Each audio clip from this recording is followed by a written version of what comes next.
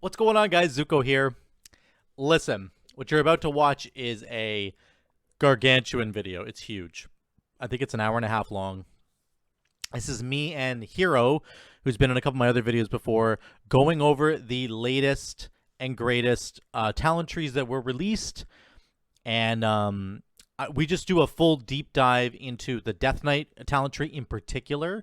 And we take a good hard look at the Druid one as well, but really there's a lot of Death Knight stuff in there. So listen, I know it's a huge video. I don't expect any of you guys to really watch the entire thing. If you do, that would be pretty cool. But realistically speaking, I understand that you're not going to watch the whole thing. So listen, there are timestamps. Go check those out below. Jump around to whichever parts of the video that you want to see. Check out, whichever parts of the talent trees that you're interested in. And really, this is the opportunity for us as a community to collectively talk about these talent trees for Blizzard and to give some feedback. So find the part in the video that you want, that you're interested in, and then give me a comment down below about that part of the video so that we can have a conversation about these talent trees and figure out kind of exactly like what we like about them, what we don't like about them. This is why Blizzard released them, so that we can give them feedback right away. So let me know what you guys think down in those comments below. Off to the video. Here, okay, stream's going. Right? Did I press the button? Oh, I did. So let's start with DK. I want to start with DK because Yeah, so pull this up here. or I could do it in Discord if you want. I can just, then you'll have it in real time. Okay, sure. Do that And then you well. can mute my stream. Not photos. Can we do I gotta pull up the notes. So screen? they Screen one. also they did a good job in the sense that they put all the information there. It's just divided in between a screenshot on the one hand and obviously the notes for it below. Yeah. Which is fine, but I thought like that's what they had already done as a hey, here's a work in progress mock-up of the Druid, and then the next release would be hey, here's all the specs for our draft version, but you can play with it, Right. Anyway, I feel you. I feel you. Yeah. it's all right. Yeah. No, you're just wrong. That's the only problem with that idea. Yes and no. Okay, this goes over here.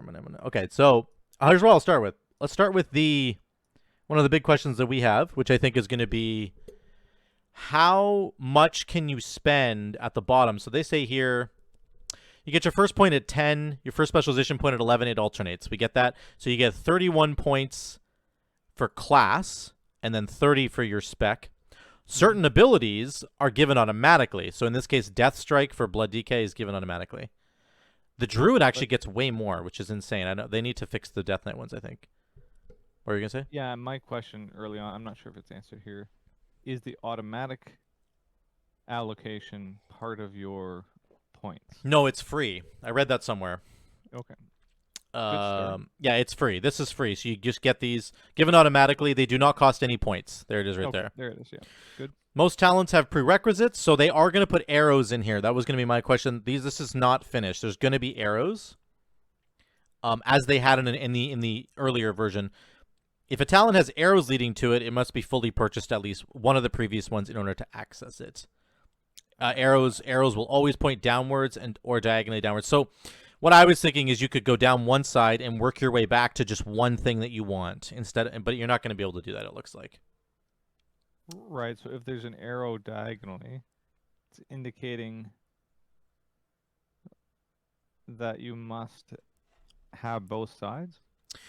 No, you can just have one. So if I come down here, it says it right So here. I wanted Vamp Blood. Yep. If you want, I'm assuming that is. if you want Vamp Blood, you can come down this way and get Vamp Blood because you put 3 points in here. But if this is a 3-pointer, you have to put all 3 points into here before you can get Vamp Blood, or all 3 points onto this other side. Oh, okay. Interesting. Rather than having 6 total. Correct. But what you can't do is go Heart Strike, Blood Boil. This is the Death and Decay thing. Into this, into Vamp Blood, and then go, I really want this Heart Strike thing, and go back up and get it. Unfortunately, you can't do that. You'd have to also come down and get Bone Marrow or Marrow Rend and get these. So, Yeah. but let me click on this right now. It does have these things. So 20 required. You're going to have to spend 20 up here anyway before you can even get to these last 3 rows, if I'm looking at that right. I think the cutoff is here. So you get the last 3 rows there. So here's what's interesting. I think you get 10 points down here to play around with. So pretend like the numbers they're showing here are real. You go dancing room. So here's 1. Oh, you can't even get over there, Fred. You'd have to go here. So let's go 1, 2, 3, 4. You got Bone Storm now. And then you're also over here, and you can go 1, 2, 3, 4. That's only 8 points. So you could go get 2 out of these last 4. You know, or you could go 1, 2, 3, 4, and then go 5, 6, 7, 8, 9, 10. But you can't get more than 2, I don't think, from my math, just based on what they've got right here. Yeah, I'll say my broadest perspective here is this is an exceptionally good type of system for the game. Yeah. And the reason I say that is because in the old system of TBC talents, classic talents, even Wrath talents, your progression down a tree was inhibited by the amount of breadth that you wanted to have. And on both sides, spec and class, they are trying their best to reinvigorate that sense of breadth.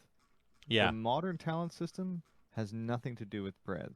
It's just you have these 3 talents to select, or between, in each row.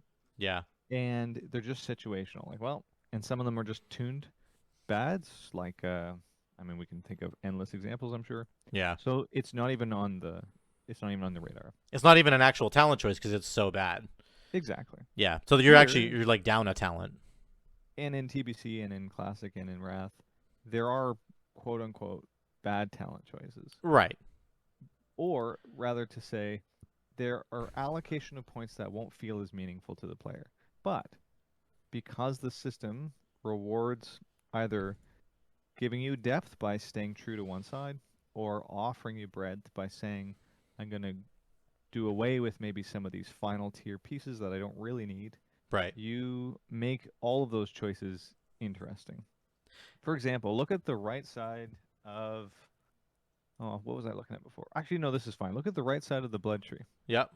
Blood boil, and then you got, I think, some kind of blood boil stuff. And then there, yeah, what you're circling there... Rune tab? Rune tab, which is essentially a bad button. It's a... Oh, you think it's bad, eh? Well, Is it bad? It's bad. And 1, 2, 3, 4. Yeah. Reduces all damage taken by 20% for 4 seconds. I mean, it's an exceptionally potent button, but in the current play of Blood DK, almost no one presses it in its baseline ability.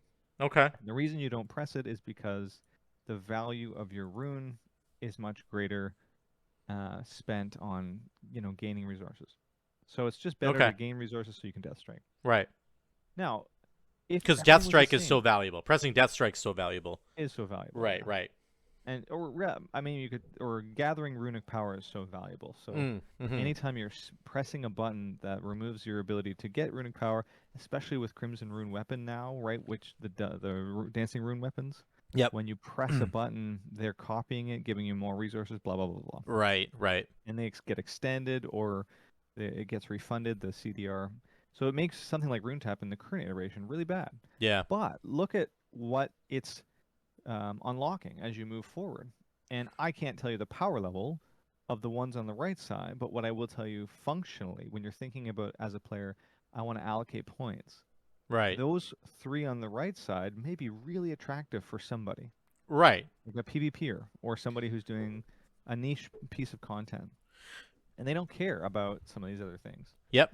In our current iteration of talents, like, it's just they just end up being dead because there's 2 other choices you could take, and whatever, doesn't matter. Yeah. But here, it's also tied to a number of choices. So there's not just 3+ choices that are in combination with Rune Tap. It's also potentially Gorfiend's Grasp. You know what I mean? Like an avenue to get there. So fundamentally, at the top level of analysis, it's a great type of system, and I think people will really like it. Multiverse is wondering if you can read him bedtime stories. Yeah, sure. Got the right I get voice. that a lot. Like, you have a great radio voice. So here's what's interesting. I'm gonna podcast. I'm gonna piggyback off your point and say I think on top of that, the idea for the structure here is to say there are multiple builds that you might actually be able to do. So as you're saying, if you're going to go take Rune Tap here, which we think is bad, fair enough, that's bad. But what you're not doing is you're not going to ever invest in Death Strike talents. And there is a bunch here that actually buff Death Strike and Death Strike alone. Not that you're not going to press Death Strike, but you can like pick a different path down here. I think for the most part, this path here, let's say, is a Death and Decay path. Let me get my notes up, actually, because I've got a thing about this. And I think it's just interesting that they're trying very clearly to make some builds here. So I think on Blood, there's, for example, here's all the buffs you can get to Death and Decay. Now, this is both trees combined, actually. But you can, like, on this tree here, there's Death and Decay stuff here. And then you could just take a Rune Tap thing to get 20% DR while you're in Death and Decay. And the Death and Decay is doing more work for you than it might otherwise normally do. So, first of all, you get Heart Strike hits 3 enemies. This is already in the game right now. 5% haste when you're in D&D. I don't know if that's in the game right now. Death and Decay reduces enemy. Death and Decay reduces enemy movement speed. That is also true. This is a new thing. That's a talent. The reduction of movement speed, I believe. Correct. Yes, it is. Now I think that that's just over here. Let me make this skinnier. So I think that that is what I was referring to is all the unholy stuff over here. This is Unholy, Blood, Frost. All the unholy stuff actually has some buffs to Death and Decay that are really interesting. So the 5% haste while in D&D, that's actually over here on the Unholy tree, which is kind of cool. And then this is a new thing in row 9. Yeah, I saw that. That's cool. For Blood, which is over here. 1, 2, 3, 4, 5, 6, 7, 8, 9. So I think it's right, I don't know, it's somewhere on here. But anyway, it Death's Advance. So Death's Advance, Death and Decay, and Death Grip all have one more charge. Yes, that's right. Which is, I think, below the Death Grip one right here, which is interesting. So, like, I don't know if actually having 2 D&Ds is important, but I know it has, like, a 15-second cooldown unless you're getting a proc, right, from a Crimson whatever, which is on this talent row here.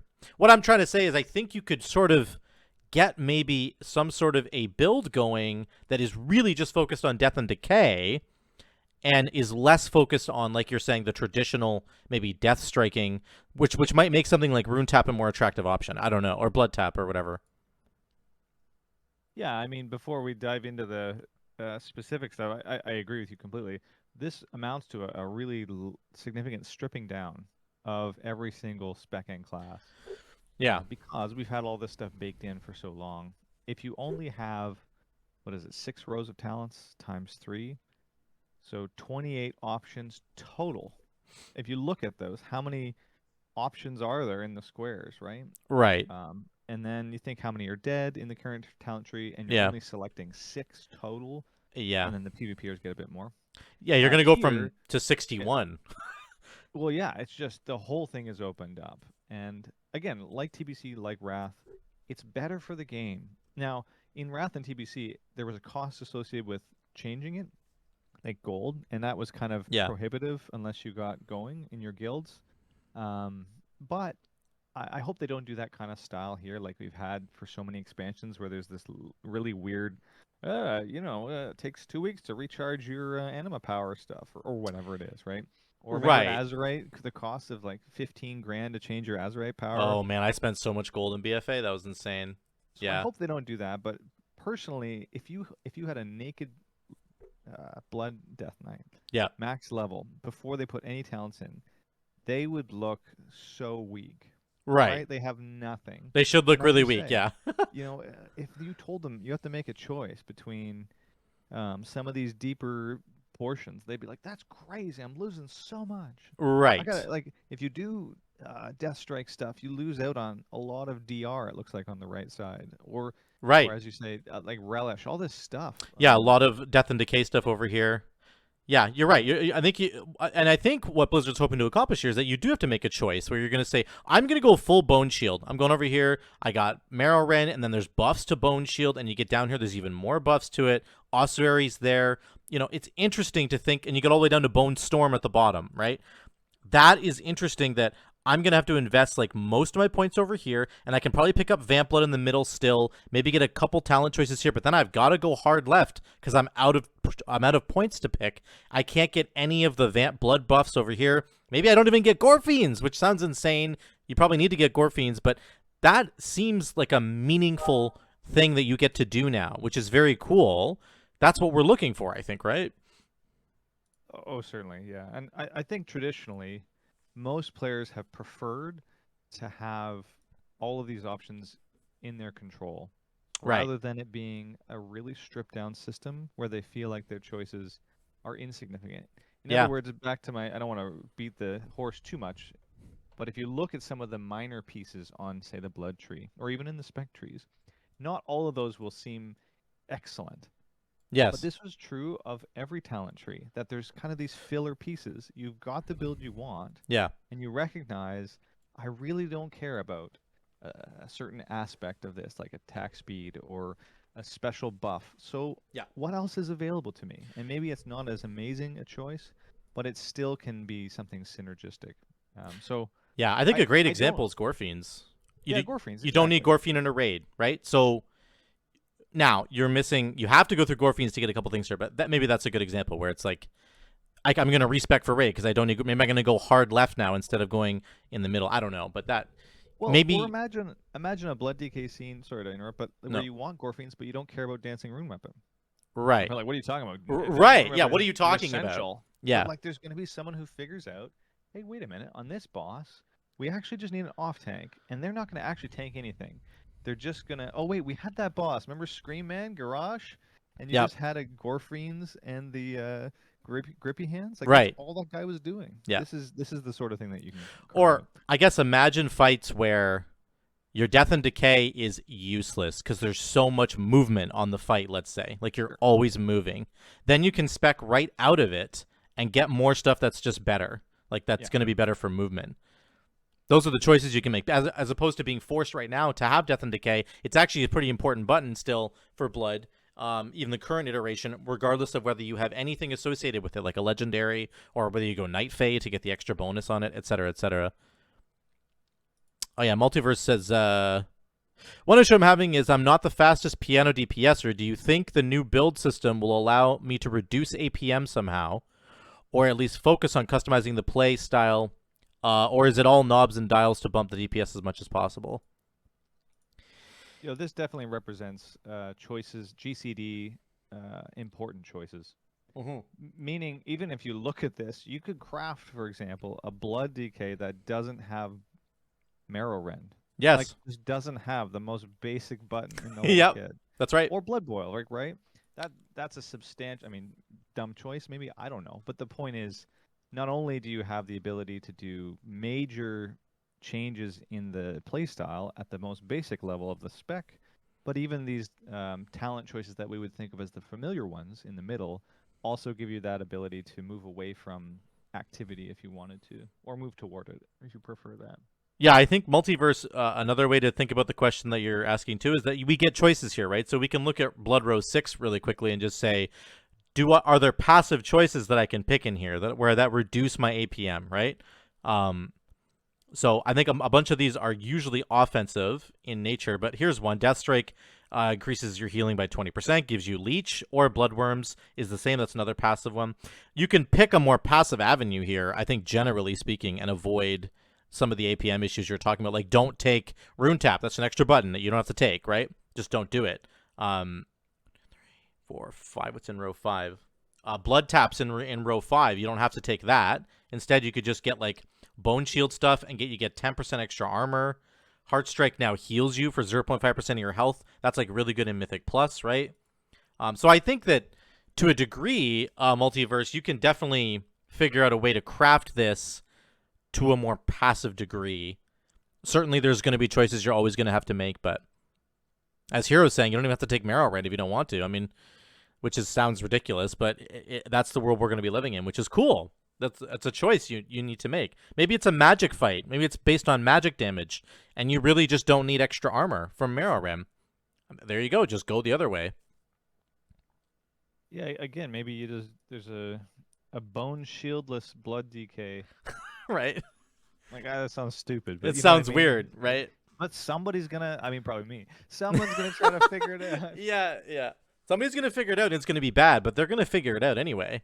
They'll figure it. Here's some interesting. Well, I'll come back to the top really quick, but here's what you get baseline for all DKs. You get Death Coil, Death Grip, Rune Forging. Obviously, you get your taunt. You can go do Rune Forging. You get your 20% mount speed. You get the Water Walking. You get Death and Decay, and you get Rune Strike, which I imagine gets replaced with things like Heart Strike, because this just seems like a generic. Like, I've never even seen this before. Yeah, Rune Strike was actually one of the original abilities in Wrath. Oh, Cool. maybe it'll be in the. But it- Maybe it won't get replaced then. Who knows? Well, no, I think it likely will. So then this is interesting. This is the Death Knight side. Obviously, we have Frost, and you've got Blood in the middle, and you have Unholy here. I'm going to highlight just a couple things that I think are interesting. You know, AMS, of course, is in the middle here, which is a good place for it. But your kick's all the way over here. Like, Unholy DK does not get kick baseline, as far as I understand. So you basically have to take a point into Chains of Ice to get this, and then to get Icebound Fortitude as well as an Unholy DK. So it's like they've basically positioned this to say Frost DK is almost like automatically sturdier than Unholy, but I think Unholy has some DPS stuff over here, which is interesting to see that they've like, not that you can't go get it as an Unholy, you obviously can, but it's just interesting the positioning of it. Yeah, absolutely. And you can see other things too, of the CC nature, like Blinding Sleet on the far left. Yep. More Chains of Ice stuff a little further down, more Icebound. So that theme continues. In addition, obviously the tank portion in the middle, Blood has those same types of defensive pieces, more the magic side up with Zone. Yeah. If you looked at the Zone one on the 6th or 7th row, 3, 4, there's what looks 5. like an unbelievably powerful thing just under Death's Advance. So yeah, 6, 7. We'll go to 7 here.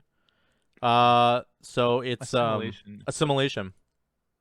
The amount absorbed by any magic zone is increased by 10% and grants up to 100 runic power based on the amount absorbed. Wow.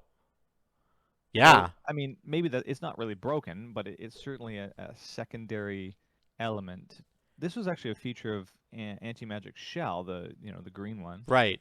where you could absorb, and I think that's what the Anti-Magic Shell one is, one tier up, a little bit more absorb and more duration, and I think you get resources as well. It says cooldown. You get the cooldown by 20 seconds, and then it absorbs 40% more, and it lasts 40% longer, which is significant. But yeah, giving Zone the utility of giving you resources is a kind of interesting. Yeah, that's actually really cool. It's got a secondary, like you'll want to press it a lot more, even if you're only going to be taking a small amount of magic damage. It's worth it probably to get the runic power, as opposed to like it only really gets used on bigger moments. I feel like.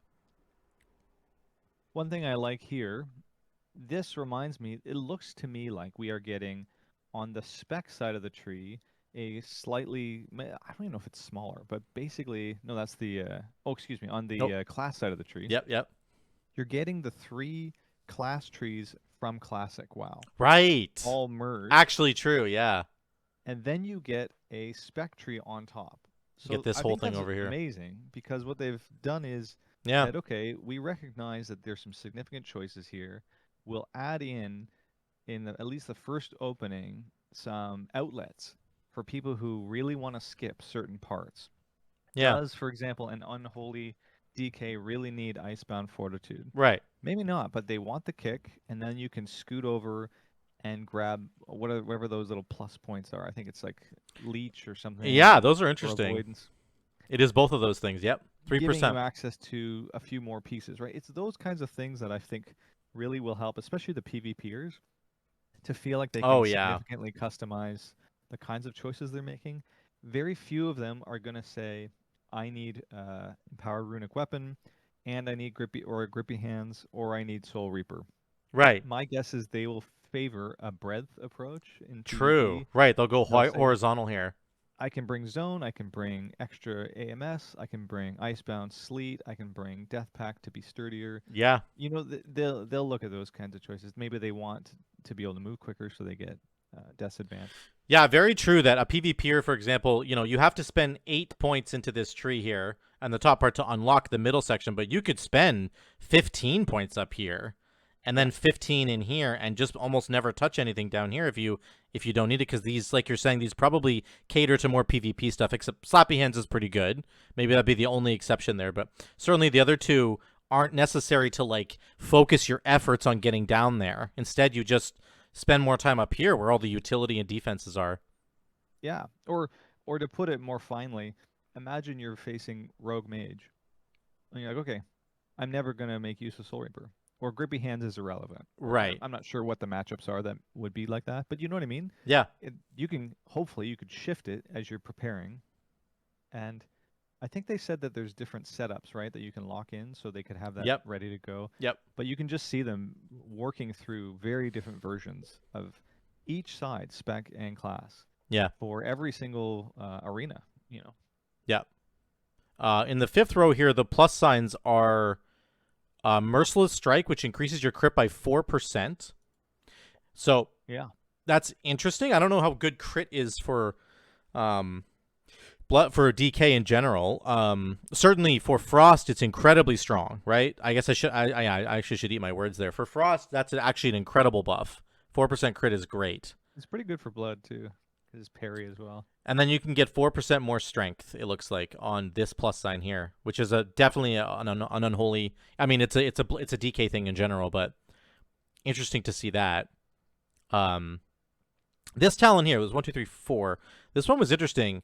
This was the 5% haste while you're in your death and decay. So that's like an unholy thing, which is what they want. But you can, anybody can grab this, right? Which is cool.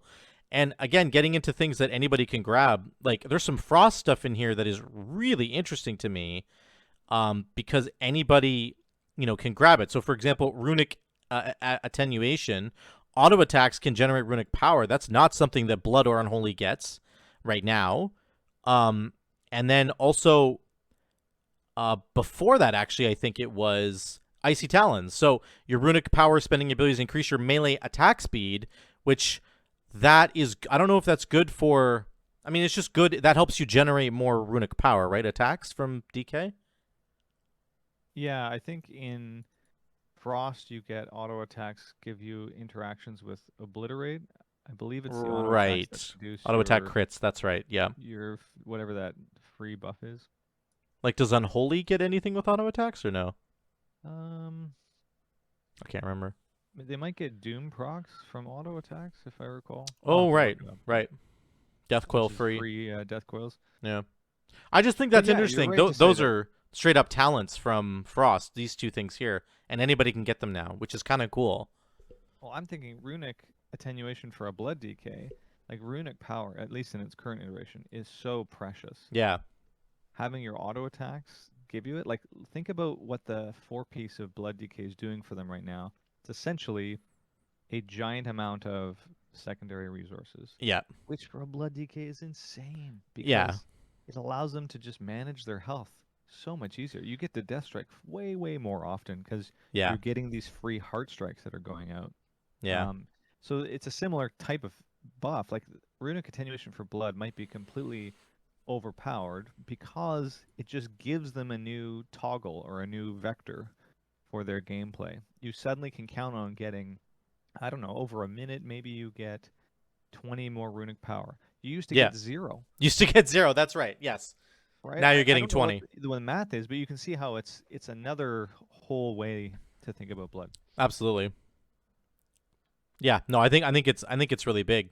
And then the last part on the Death Knight regular tree here, the class tree, is these last 3 are really interesting. So again, another Frost talent another Frost baseline ability, Empowered Rune Weapon, is becoming available to every one of these specs. So 15% haste, you get 1 rune and 5 runic power instantly, and then every 5 seconds for 20 seconds.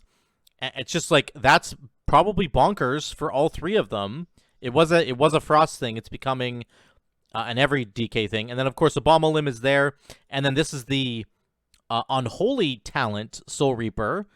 So adding basically some more damage if you want on your Blood or on Frost. It does Shadow Frost damage, which means it'll, if the mastery for Frost DK stays the same, it gets bonus damage from that. And then after 5 seconds, they'll explode if they die. Target below 35% of this effect will explode, dealing more Shadow Frost damage, of course, to the target. So, and then you get Runic Corruption if the enemy dies. So it's just kind of interesting to see that you can swap these ones around, especially these two, Empowered Rune Weapon and Soul Reaper. Yep. Again, just another tangible way to put choices in the hands of the players while forcing them to think about the implications. And this goes for all kinds of like we talked about PvP and the implications there. Maybe we skip this stuff, but maybe you skip it in PvE too. Right. Meaning there might be a boss fight where Soul Reaper just isn't doing anything. Yes. What about one where you're the guy, you and another guy, like a druid, are sent over to deal with ads? Ads, exactly. Yeah. Okay, Frost DK, just grab Soul Reaper. Exactly. Like, it's crazy. Well, you can probably grab both. This is something we should test here. So here's the cutoff for 20. You know, let's pretend like you're Frost DK and you're already here on Icebound Fortitude. You have 10 more points, right? So you go 1, 2, 3, 4. That's 4. And then maybe I guess you'd have to be here. You would have to be over here. So then you just go 1, 2, 3, 4. So you can definitely, you only have to spend 8 talent points at the end here to get both of these abilities. Now, you'd have an extra 2. Got there, yeah. Right. So then you'd have to calculate how do you get there from Frost. I mean, I think you can start at the top of the tree. Like you go 1, 2, 3, 4, 5, 6, 7. That doesn't seem too hard. Then another 7 here. 1, 2, 3, 4, 5, 6, 7. So 14 plus 8. You're well under 30 still there. So it definitely seems doable that you could both grab Soul Reaper and Empowered Rune Weapon as a Frost DK, let's say, and be sent to go deal with ads on some raid boss, like that kind of idea. Or just for Mythic Plus. Or go Abomolim and then Soul Reaper for Mythic Plus and just forego this self-buff. Yeah, it appears in the class tree you can go straight to that row, the IBF, Zone, and Lichborn row. Right. In all 3 categories, if you just went straight there, you could reach all of them and still get to 2 of the endpoints. Right, so this is 1, 2, 3, 4, 5, 6, 7, 8, 9, 10. 1, 2, 3, 4, 5, 6, 7, 8, 9, 10. Yeah, so that's 20. It's 22 because there's 2 more points, both on the Icy Talons and the other one that you skipped. So oh yes, and then, right. If you work through from Death Strike down. Well, hold on. No, I think I counted that. 1, 2, 3, 4, 5, 6, 7. Oh, 8, 9, 10, 11. You're right. Yeah. Yep. So 22. You would get 1 free depending on what spec you are. Right. So if you're Frost, you're getting Chains of Ice free, I believe. Right, yeah. Let me look. I think it actually shows it right here. Chains of Ice. This is granted by default in Frost. So 22, and then that leaves you essentially -1, so 21. 21, yeah. So you get 9 more somewhere on that tree. Right. And if you took the center one all the way down, that gets you to that little zone one. 3, 4, 5, 6, 7, 8, 9. You get right to here. Part of this one. So you can't get all 3. I'm pretty sure you can't get all 3. I think that'd be intentional for them. Yeah. Now, you are skipping a bunch of stuff, as we said. But, right. Yeah. But yeah, you could just do this Giga Chad build where you just go straight for the juice, you know? Yeah, just give me the juice. Just give me the juice. There was yeah, go ahead. Like, think about it this way. The class stuff alone has packed in enough power and choice to be equivalent to all of of what Wrath of Lich King offered. Oh yeah. TBC offered or Classic offered. And then you get to more definitively flesh out how you want to do your build on the right side, which is again, it's like you're getting 2 talent trees. I mean, 2 this alone is probably way more than Wrath. Wrath was like you got 1 ability at the end of your tree. Maybe like 2 other abilities were sprinkled in the talent tree itself. But there was like that was about it. This is like 1, 2, 3, 4, 5. There's like 8 or 9 abilities in here that you're getting, which is really insane. It's super cool. Yeah, I mean, I think Wrath was around. It's funny, like I think Wrath was the same number of points as this. Like it's something like 61 points, if I'm recalling correctly. Okay. But one of the differences between Classic TBC Wrath and this sort of thing is, in the other one, you had far more point requirements to move down in the tree. Right. And there was a lot more like spend 5 points. It was in 5 one, points. Yeah. and you were getting like 0.25 attack speed, which maybe Yeah. was good, or like Yeah. gain 1 mana back if these kinds of what seem like very minuscule For or sure. less For sure. impactful choices. But I will say, I think that the fear that we had initially when we saw these talent trees of like X ability does 10% more damage, that is sprinkled in here, but not to the degree that we were worried about. I think it's actually pretty good what they've done in terms of some of the smaller buffs. Even up here, getting 3% leech, 3% avoidance, that's actually quite substantial. But like these Death Strike buffs, I'll look at this really quickly here. This is in the 8th row. Just as an example, improved Death Strike. Death Strike's cost is reduced by 10, which is like substantial enough on its own already. Healing increased by 10%, and then it's increased by 60% if you're not in blood. So 10% more healing in blood, and it's reduced by 10 cost. Does that feel like it's worth 3 points to you? That's quite a bit.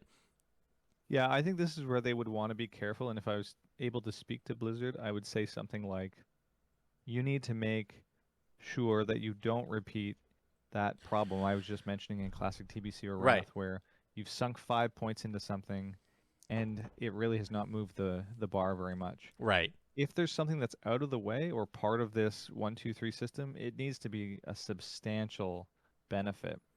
Otherwise, it doesn't feel great, I because agree. Yeah. especially those 3, you're moving into your signature ability. Whatever comes before that should be offering really, really good utility or Yeah. power. This is Because you have row. to. Yeah, like this is row 8 on the talent tree. Think about it in compared to our talent trees now. This is like row 6 of our talent tree, which has 7, I believe, abilities right now. This is like the second to last almost. You know, that's a substantial part of the talent tree. Mhm. Yeah. Yeah. What do you think about these weird things like rune forging effects by 30%? I feel like 30 is a bit low.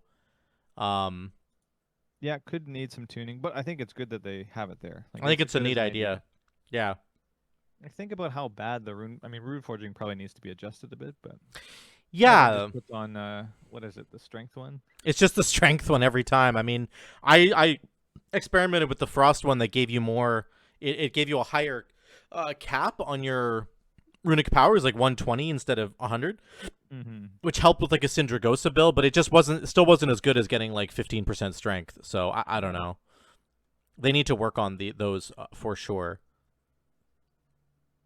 Yeah, I guess Blizzard's probably thinking, do we want Death Knights to have as a regular part of their gameplay, pressing Death Gate Right. to go reforge? Right. Exactly. Yeah. So okay, let me just we're gonna do the Death Knight ones for now because they're actually quite interesting. I want to look at Frost for a second, and we've done obviously the work over here, but we'll reference it in a second. But the Frost ones are interesting. Of course, you're gonna get Frost Strike right off the bat, and then you get Obliterate and Howling Blast, and then you have to go down. You start getting the buffs to those like Killing Machine. Let me find it here on. I think it's right after Blood.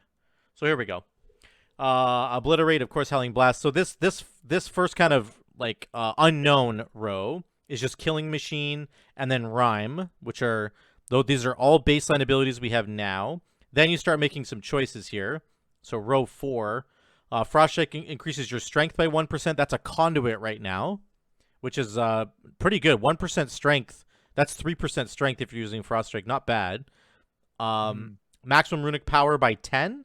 That's not in the game in any form except for the rune forging thing I just mentioned. So that's kind of new. In terms of the last, maybe in Wrath or something. That was the way it was. But and then you get improved Frost Strike here. Frost Strike just gets 20% more damage. Like I feel like this is the stuff that can't be in the game. Like Yeah, that's an example to me of probably needs to be significant or changed. Like it should be 50%. I know that Right. sounds ridiculous to say that, but my reasoning is currently Frost actually is in a weird spot where you have 2 playstyles. You have the double one-handers and you have a two-handed version. Oh yeah. They're always kind of competing for their value, blah blah blah blah blah. Yeah. But mixed with that is like Obliterate or like Frost Strike. This used to be a major thing where you could spend your, what was it, your crit buff on one or the other, and under certain circumstances, Oh, interesting. you could play a build where Frost Strike was what you used, Hmm. and then you spent your runes on Howling Blast, and you Instead. just spammed Howling Blast, right? Interesting. But now it's all about obliterate. It's all about obliterate crits. Right, but what this tree offers is a chance to diversify. What if you never played Obliterate? Right. Yeah, go Howling Blast. Like you're this, saying. it looks like they're offering that. Yeah, Hey. it looks like, yeah, that's right. That could be what this is. Instead of 20% more damage, Frost Strike gets 20% more crit or something. Well, either, I mean, whatever tuning knob you need to make it compelling, Yeah. do it. Maybe 20%'s enough. I don't know, but yeah. Here's a really interesting idea I meant to say at the beginning. I'm going to read this for you. Chill your weapons with icy power and quickly strike with both, dealing frost damage. This does not say weapons/weapon, like in brackets, meaning I'm reading into it, but like maybe they're getting rid of two-handed frost. Right, maybe they are. Attack with both weapons, dealing physical damage. Like that's how they're writing this. The Frost Strike versus Obliterate idea actually existed in dual wield as well, but so yeah, maybe they are getting rid of it. Yeah, yeah. I was just thinking almost as a separate point. If they get rid of two-handed frost, I feel like people are going to be mad because they just kind of brought it back, like in this expansion. So anyway, that was an interesting thing I read. Again, I'm probably reading into it, but I wonder if they're going to get rid of it. Of course, then you have Remorseless Winter. Does frost damage reduce movement speed over here? So like you're saying, you know, this is like Frost Strike plus over here, and this is like Obliterate plus something. It's a lot of Obliterate stuff. There's more Killing Machine stuff down here we're going to get to in a second, but more Obliterate talents right here. So like this feels like AoE over here versus single target, but like you're saying, it would be cool if they had if they kind of make Frost Strike a competitor for Obliterate in terms of the buffs and stuff that you're spending, like Killing Machine. Yeah, and like, look, I think Remorseless Winter is baseline currently, right? It is. There's a buff to it in the talents for certain kinds of builds, but yeah, the thing about this is the trees look good. It will depend on how the experience feels when you're trying to go down one of these trees and you realize, man, I just have no power or something. Right. That may be an experience that they have to fix. But yeah. 1, 2, 3, 4, 5. So in the fifth row, we've got, here's the Obliterate buff, just 20% more damage to Obliterate. Again, just like the Frost buff up here. And then we have Pillars of Frost, which is the core kind of cooldown. You get 20% strength.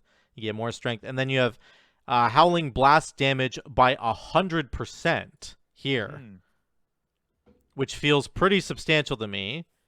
Even just putting in 1 point gets you 75%. Now, you have to put in 2 points here to advance down. And I'm going to get to this in a minute. This is a PvP talent, but I don't know what double damage on Howling Blast seemed interesting. Yeah, again, it seems to be pushing it towards, hey, I would prefer to press this in all situations versus spending 2 runes on Obliterate. Yes. Yeah, for sure. Okay, here's our choice. 1, 2, 3, 4, 5. This is 6, so it's way over here. This is the first choice one over here. So this is Obliterate has a 10% chance to refund 2 runes. That's a legendary effect right now for Frost. Or Obliterate has a 15% chance to trigger Rhyme, which is another legendary effect, and Howling Blast. So you got, I guess, like single target versus AoE here. You know, you can deviate. This is your Mythic Plus type thing, and this is more in a raid. That's pure single target. Hey, Casca, how you doing? Thanks for the sub, dude. Good to see you. So that's interesting. And then you have improved Killing Machine. It looks like when you when you get Killing Machine, your Obliterate does frost damage. That is baseline right now. That's like the extra level up version of Killing Machine. You know, once you get to level 58 or something. Yeah, that's like core kit. That's stuff, core kit, yeah. Which is fascinating. Yeah, interesting that It's back to my point of they really are stripping the whole class right back to True. the ground and saying, let's rebuild this slowly. Yeah. Yeah. But this is interesting. It says also deals frost damage. I think the obliterate killing machine proc changes it to frost. That's what I thought too. I thought it turns it into frost damage. But I think this would indicate you get both a physical portion and also a frost portion. Interesting. Yeah. Yeah, actually, that's very interesting. I didn't even think about that word there. Huh. So almost doubling the value of the obliterate. Right. Particularly because you're benefiting from mastery. So probably more like 1.5 times. Yeah, that's really cool, actually. If that's the way that works, that would be really cool. That makes this very substantial. Very good. It might as well say killing machine makes your next obliterate deal 150% damage. Right. As for, yeah, whatever. Yeah. Yeah. Yeah. That's kind of good. Yeah. Next choice is inexorable, which we know. They haven't changed it. Obliterate consumes it to deal frost damage. Then Cold Heart. This is your Chains of Ice damage ability. Stacks up to 20 times, so nothing changed there. Again, you can't actually get this if you're going hard left. You got to go into the middle. I mean, you're going to want to anyway for pillars, but just interesting to see that. Again, you're probably going to... What's that? You could cross over from pillar. True. Yeah, that's actually true. So you could come, start Obliterate, and then get over here, which is our next choice, which is Avalanche, which is the Howling Blast. Sends down little things afterwards that do damage. Or Frozen Pulse, which nobody ever uses in their life. So I'm surprised. While you have fewer than 3 full runes, your auto attacks radiate intense cold. I just don't know how to ever make this work. I wish they had changed it, and I hope they maybe do still. Hey, Fury, good to see you. Yeah, that one's a tough one. How do you think they fix Frozen Pulse? Like, what do you have to do here to make this work? I get the idea of focusing on auto attacks because you're doing 2 one-handers. You can increase your attack speed with the stuff over here, right? Get these 2 things going. It should just be fewer than 4. Right. Yeah, because like getting fewer than 3 is kind of hard. They regenerate like quickly. Well, after you've spent 4 runes, you pretty much are. You should be firing off your excuse me, your frost strikes, which will give you back runes. I don't know. Maybe it's fine, but I feel like they should just make it where after spending 5 or 6 runes, let's say 6 runes. Your auto attacks radiate cold for 10 seconds, and it has like a 30-second cooldown. I don't know. I feel like they should guarantee it somehow, because it's obviously, the choice is pretty obvious in this row what you're going to grab. This is like a dead talent right now. The problem is you have to be at 2 runes, right, or less, because it's fewer than 3. Right, yeah. Well, 3 full runes. You can have the 3rd one recharging, but like... Yeah. But yeah, you're right to say that it's basically 2. Yeah. I'm not quite sure how to fix that one, but then we're over here. Remorseless Winter damage is increased by 30%. The first time Remorseless Winter deals damage to 3 different enemies, you gain ramp. That's a legendary effect as well. This is the main AoE legendary right now for Frost DK. So that's an entire legendary. Chill Streak, which is just OP. Chill Streak's insane. This is the PvP talent, right? Deal frost damage to the target, and it bounces 9 times. You know, Mez, he plays with like Sea-Doo and those guys. He got this thing nerfed so many times. Right. Yeah, Chill Streak seems busted. And then this is really fascinating. We'll get to this in a second, but this choice talent is only unlocked by getting Chill Streak. Mm-hmm. Which is kind of wild. So... we'll start over here. Murder sufficiency. Consuming killing machine has a 50% chance to grant you a rune. That's just a baseline thing for Frost, I believe. Actually, not entirely sure about that. Oh, here we go. I actually hadn't read this. Never mind. Wielding a 2-handed weapon increases obliterate damage by 30%, causes your auto attack critical strikes to grant killing machine. Yeah, there you go. There you go. So you can go 2-hander. So this is the 2-handed oblit sort of area down here. Mm-hmm. When Pillars of Frost expires, your strength is increased by 10% for 6 seconds. Effect lasts 2 seconds longer for each obliterate and frost scythe critical strike during Pillars of Frost. That's a talent right now. That's on the bottom row, I think, of Frost. Mm-hmm. Yeah, that definitely. And then over here, Frost Whelp's Aid. Pillars of Frost summons a Frost Whelp who breathes on all Baby enemies within 40 yards within 40 yards in front of you for frost damage. Each unique enemy hit increases your mastery by up to 20%. So it's like How to Train Your Dragon DK. Right. And you get, obviously, your mastery giving you more frost damage in general. So that's kind of interesting. That's right here. That's Baby Dragon talent. We got to take, I think that's mandatory. Mm-hmm. Gathering Storm. Each rune spent during Remorseless Winter increases its damage by 10% and extends the duration. That is a talent right now. Remorseless Winter talent. Which makes sense. Empower Rune Weapon gains an additional charge. Wow, that's actually bananas. Wait. Isn't this Empower Rune Weapon? That's why it said that in the thing above. Mm-hmm. It said...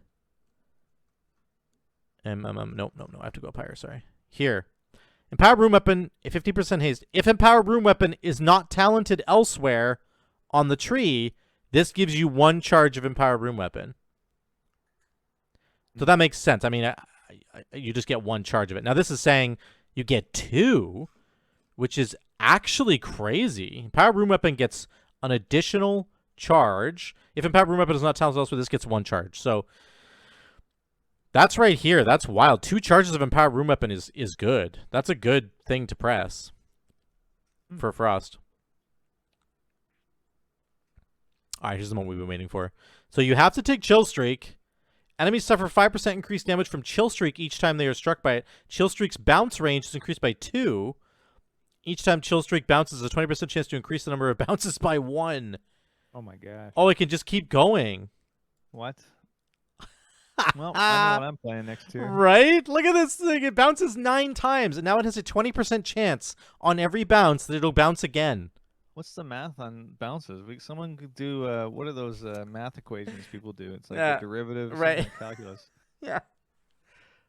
I mean, if you think 20%, on average, if it goes 9 times, it's going to proc almost 2 times, like on average. You're going to get it once probably for sure. And then it probably... There's some kind of funny math you can do to give you better stats. Well, I'm not a funny math guy, okay? I forget how. I'll have to look it up. Just type in funny math in Google. Funny math. That'll do it.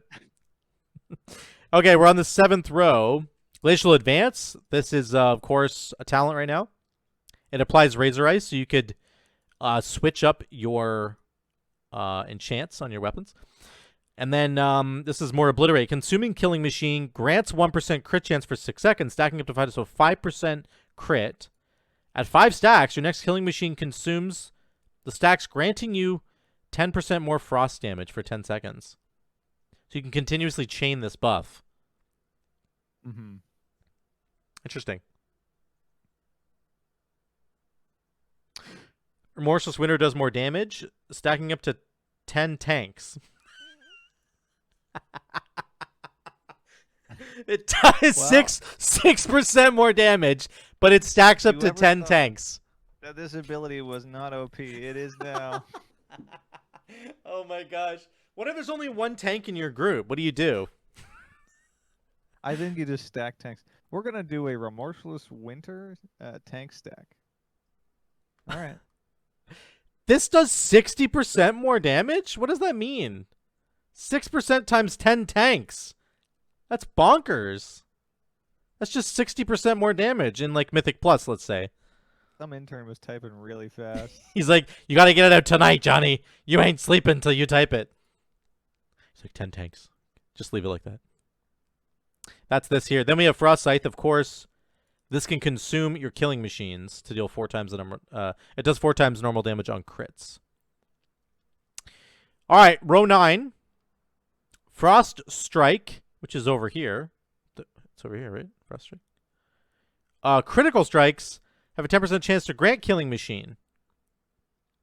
I don't think that's in the game right now, is it? I don't know. But that looks very strong. I feel like that's not in the game right now. Summon a Frost Worm who breathes on all enemies in front of you, dealing frost damage and slowing movement speed. I mean, we got the baby whelp now. Do we really need the big guy? We just have the baby one, right?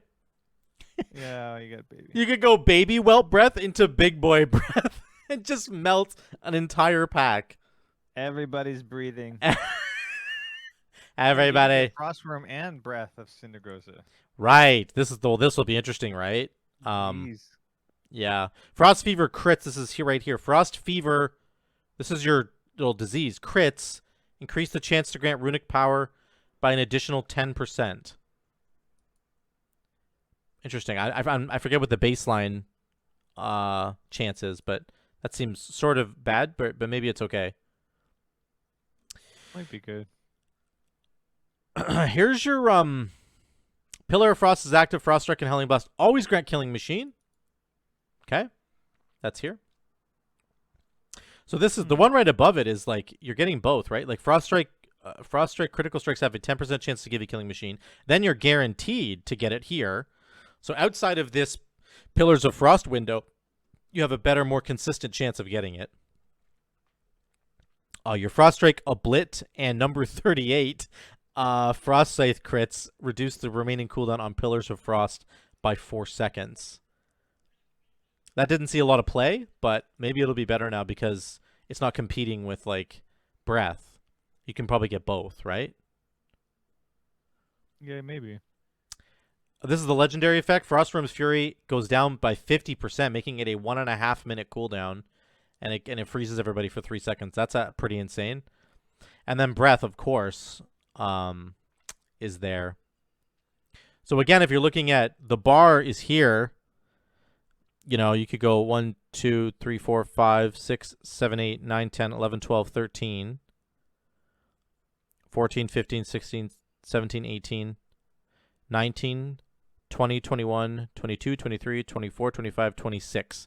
So you can get Breath and you could get Ice Cap. Hold on, that's 26, 27, 28. Looks like you could get all three. Interesting. On the Frost side of things. Yeah, if you go right into just in the middle. You do nothing on the outside, so you're not buffing a Blit at all. You're not buffing Remorseless or Rhyme at all. And you're not getting Chill Streak. So, maybe unrealistic? I don't know. Well, again, it's like substantial choices. Yeah, the choices are all in this midsection. Whatever you choose to do here, if you're going to branch out, you're losing something down here, and if you're going to branch out, you're losing. But if you just gun it down the middle, you could get all three, but then you're losing both outer branches. Mm-hmm. Again, it looks tailored really nicely for a choice between breadth and depth. Right. I thought you were saying breath, but you messed it up and said breadth. But I get it now. Well, no, there's no choice between breath. Breadth of cinder bread. So, yeah, interesting. I actually hadn't looked at this tree too extensively, but kind of interesting. Very unique that it has a Chill Streak and then a choice talent just for Chill Streak. And then, yeah, looks like you're going to have to look at the single target Oblit stuff, look at the AoE Remorseless Winter Rhyme stuff, and then, or you could go right down the middle and get your sort of signature big boy abilities, but sacrifice this stuff in the process, which is great. It's a great choice. It feels like you could go this direction, get all your AoE, and then grab Breath maybe. You could go this direction, get all your single target, and grab Oblit talents, or you can kind of cut it down the middle and sack both, but get your signature stuff. It's interesting. Well, what I like is you go Frost Strike down to Pillar. Yeah. And then you cross over and go down and grab the other side for Frost Strike. And then you skip over and get Chill Streak. Right. Right. Go down here for Chill Streak.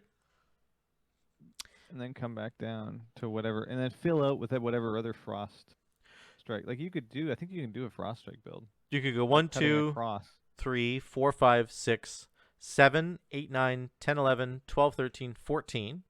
Okay. And then we go 15, 16, 17, 18, 19, 20, 21, 22, 23, 24, 25, 26, 27. Yeah. I mean, you could just, you're mostly AoE, but you've cut across and got some Oblit stuff too. And then just like never cast Obliterate. You just use that for Frost Strike. Right. Oh, and then maybe you could grab Big Boy in the middle again as well. I think I was only at like 28, so you could go like 29, 30. Right. Yeah. I'm not sure what else synergizes, but anyways, yeah, it looks like he got options. Options. Yeah. An obliterate-less. Yeah. That's right. An obliterate-less Frost DK. Yeah. All right. It's Green Man time. It's Green Guy time. Again, a very different. I love how they're structured differently. I think that's like a huge chunk of stuff in the middle with Timmy and Big Army. So, Festering Strike, of course. There's one thing I want to bring up here in a second that's very interesting. So 2 to 3 Festering Wounds, of course. That's baseline right now. I checked on my DK. Then you have Scourge Strike, which causes a wound to burst. Your Raised Ghoul becomes permanent. That's this thing here, because on this side you can get Raised Ghoul for free, but he's only a 1-minute cooldown. So now you get Timmy for real. Then row 3, you've got Sudden Doom. Auto attacks have a chance to make Death Coil.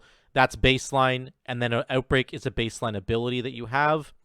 Then we start branching. So Epidemic over here, this is AoE once again. This is more single target. Let's look at row 4. 1, 2, 3, 4. So we've got Festering Wound pops. It generates an additional 3 runic power. I don't know if that's a thing. It feels like a baseline passive for Unholy. Might be a talent, yeah. Improve Festering Strike. It just does 30% more damage. Again, I feel like this needs to change. That we need a more interactive thing. Like, I'm not sure. Although they have that next to it. This is pretty crazy. So this one here, your Festering Strike has a 20% chance of applying 1 to 2 to 3 additional Festering Wounds. So it's baseline 2 to 3. So you could get 3, and then it could apply 3 more for a total of 6 on 1 Festering Strike. Which feels like a lot to me. That's not possible right now, I don't think, in the current iteration of Unholy. So that is interesting to me. That's what I feel like this needs to be. Doing 30% more damage feels, I don't know, dumb. I feel like, I hope they got it. Well, I think it just needs to have Festering Strike damage increased by 10, 20, 30%, and it has a 10, 20, 30% chance to reapply 1 festering, one boil or whatever they're called. Yeah, 1 wound. Yeah. When it explodes, something like that. Right. Okay. Right. When you detonate 1. Yeah, that's interesting. Just something that gives it some synergy. Yeah. And then there's Epidemic. That's your AoE. Makes everything flare up.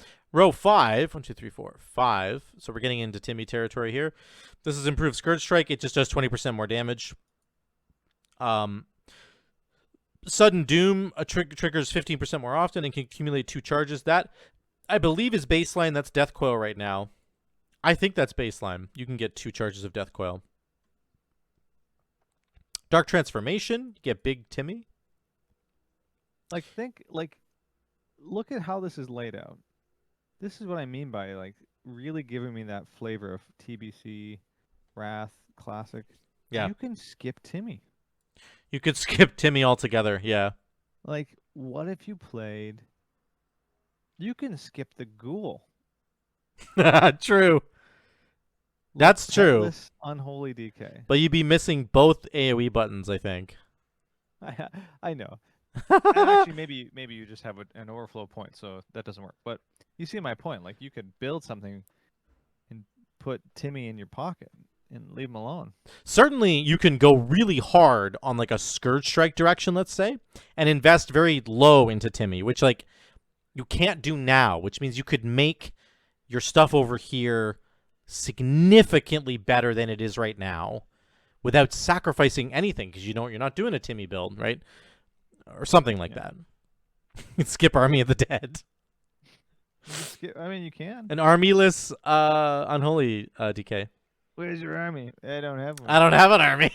I'm just Chad. Where's Timmy? I am the. I left him in the kitchen. Timmy's back home. This last one here is reduces the runic power cost of Death Coil by 10. I don't know what the baseline of Death Coil is. I think it's like 20 or something. So that's actually maybe half. Okay, number 6. So then you've got your ranged Scourge Strike. That's got like a 40-yard range. Death and Decay damage increased by 10%, and it applies a Festering Wound to the enemy. So again, you could go over here and get your Death and Decay bonuses, 5% haste in Death and Decay, yada yada, right? Get all your Death and Decay stuff over here, then buff it over here. Here's our first choice talent, Unholy Pact, which is the Dark Transformation, putting a beam between you and Timmy. Mm-hmm. And then Defile. So it turns Death and Decay. Right, that's Night Fae, right? If there's enemies standing inside the Defile, it'll grow and do more damage. Well, yeah, Defile. Defile's always been there. That's just a regular talent for Unholy. Night Fae turned it into like a different kind of Defile. But the fact that it spreads is interesting. Scourge Strike hitting 4 enemies is baseline with Death and Decay anyway. So still not a strong talent. The growing a thing is kind of interesting. Maybe that's good in Mythic Plus. And this is looking better and better for the non-Timmy build here. Then the next yeah, but you actually can't get these talents without Timmy, unfortunately. Just don't cast him. That's all you got to do. Well, I'm not gonna get those. Like, okay, look at what we got next. Bursting. Oh, I see what you're saying. Yeah, Bursting Swords, again, more AoE damage, and then Virulent Plague does 15% more damage over. These are both baseline talents that are here. Then you've got Regular Ghoul, has a 30% chance to apply Festering Wound. That's a talent. Raise Dead spell summons an additional skeletal minion. Then 7, so we're down here now. Bursting a Festering Wound has a 10% chance to grant you Runic Corruption, which is like a important passive to get you more runes. Damage dealt by Death Coil reduces the cooldown of Dark Transformation by 1 second. And then Army, that's just a bad button. We're not even going to read it. Death Coil deals 40% more damage and hits a second enemy. Yeah, cool. Death Coil build, baby. And then your Soul Reaper, Scourge Strike, Festering Strike, and Death Coil deal 20% additional damage to enemies below 35% health. So Execute. Mm-hmm. Execute on everything. That's kind of wild, actually. Huh. Okay, number 8. Sudden Doom, which is a Death Coil thing. Causes your Death Coil to burst up to 2 additional Festering Wounds. And increases the shadow damage target takes me by 4% per wound popped for 6 seconds. So absolutely there's a Death Coil build revealing itself. This is Apocalypse, of course. You burst 4 Festering Wounds, summon an army of the dead ghoul for each one bursted. And then Unholy Blight, this is the swarm of insects, stings nearby enemies and infects them with Virulent Plague and an unholy disease that deals damage over 14 seconds, stacks up to 4 times. That's a much longer duration than I think it is right now. I think Unholy Blight is like only 10 seconds or 8 maybe. That feels like a straight buff to Unholy Blight. Then we've got Popping a Festering Wound increases your strength by 2%. Stacks do not refresh duration, but it's an infinite stacking, so you can just keep bursting and get more strength. Dark Transformation also increases the attack speed and damage of monstrosity. That's a baseline thing, I believe. Or no, that's a legendary, I think. Diseased enemies take 6% increased damage per disease they're affected by. Whoa. That encourages the Carrion Swarm because it adds its own disease. So it puts Virulent Plague and it's an unholy disease as well. So that's a straight synergy there, which makes sense as to where it's placed in the tree. And this final one, all enemies within 8 yards of you take 20% increased damage from your minions. That's a PvP talent. That's actually wild. Last row here. Unholy Assault, that's a talent right now. I think it's kind of bad, but I think it was used in some builds. Infects them with 4 Festering Wounds and then gives you 20% haste. Death Coil reduces the cooldown of Apocalypse and Army of the Dead by 5 seconds. Apocalypse and Army of the Dead now also summon Maguses of the Dead.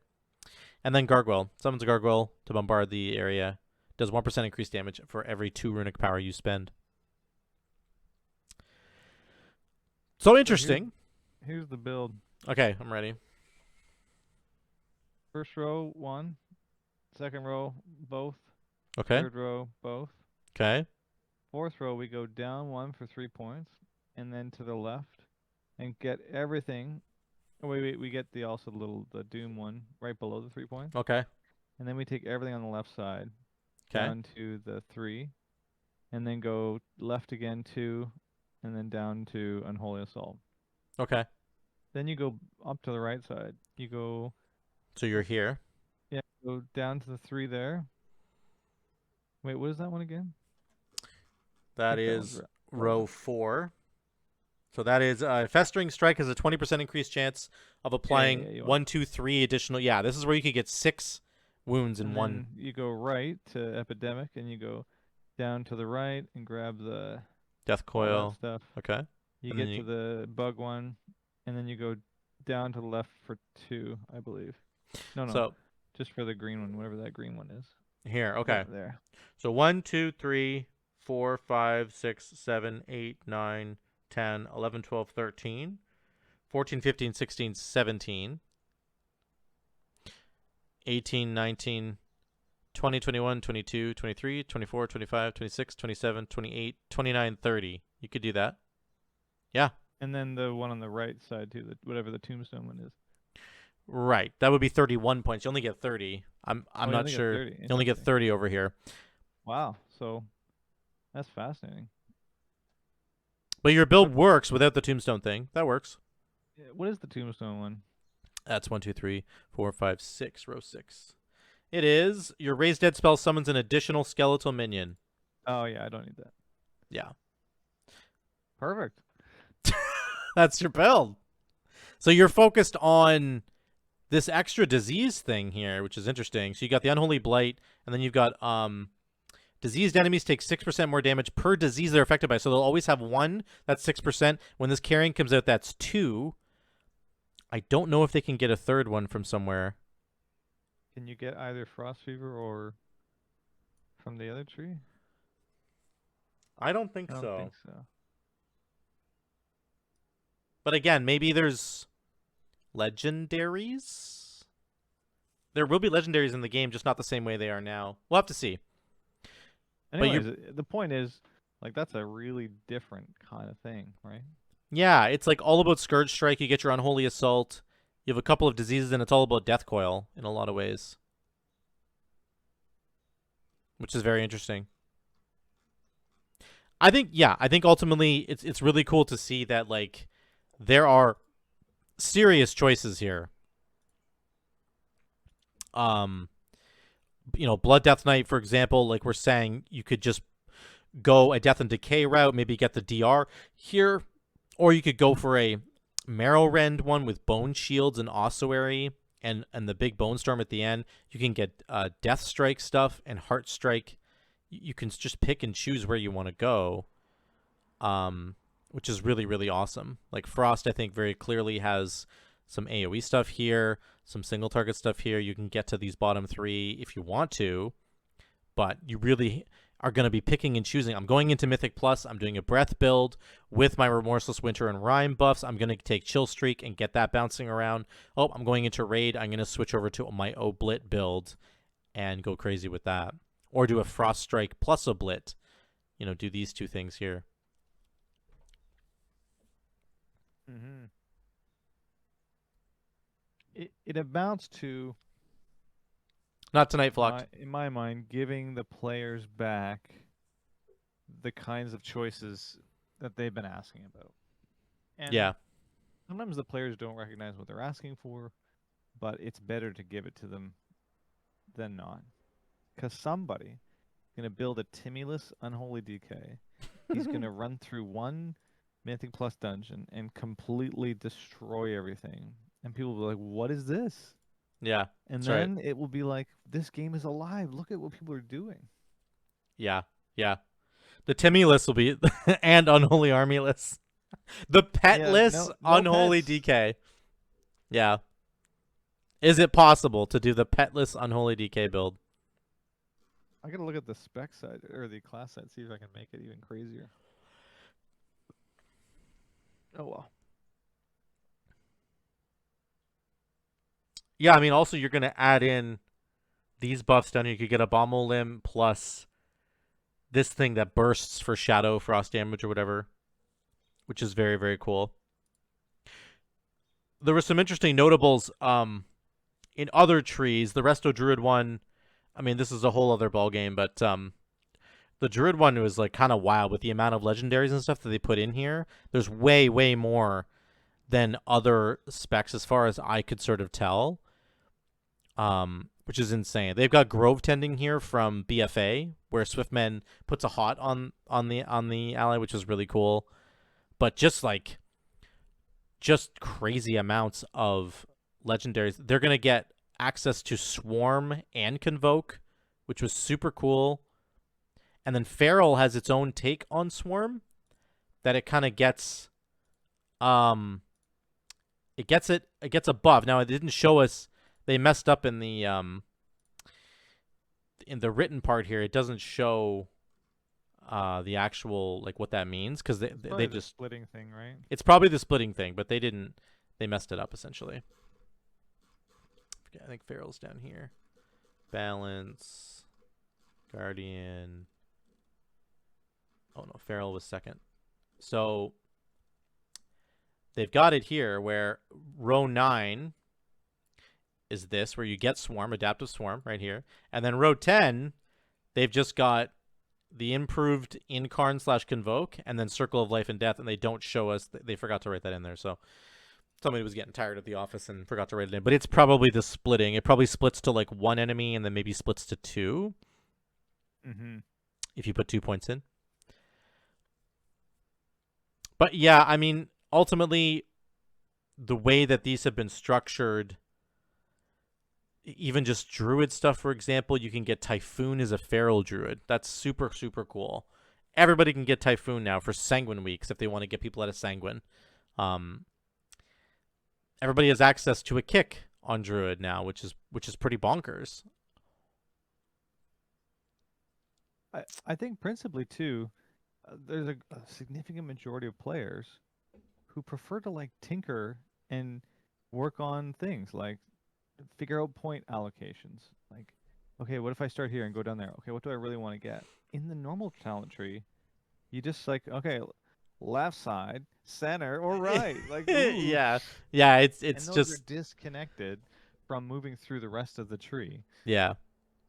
It's So such a even that departure. alone as almost like a gameplay mechanic of opening up your talent tree. Okay.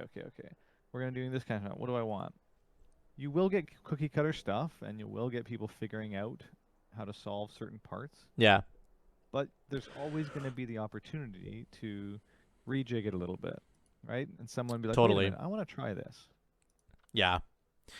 This was really, really cool for Resto Druid that I just wanted to note that you can get essentially Soul of the Forest for free, which is really, really cool. 1, 2, 3, 4, 5, 6 rows down. You can see it here. Swiftman increases the healing of regrowth, reju by 2, or next wild growth by 75. That's right here. It's just 1 point, you know, and it's only 1 point now in the tree, but that 1 point also locks you out of the other stuff on that, in the current game, right? Which it doesn't here. Exactly. Yeah. And you're able to get all the other stuff that you want to be able to get. So you can just get Soul of the Forest baseline. It's just like basically there now as a baseline thing. And you can grab other stuff that you want to grab, which that's just exciting to me. A great direction for them to go, I think. Again, people cultivation will come up as with well. some really interesting iterations. Yeah. There's I just feel thing, right? strongly that my hope is they will not put a limiter on the amount of playing that people can do. Yeah.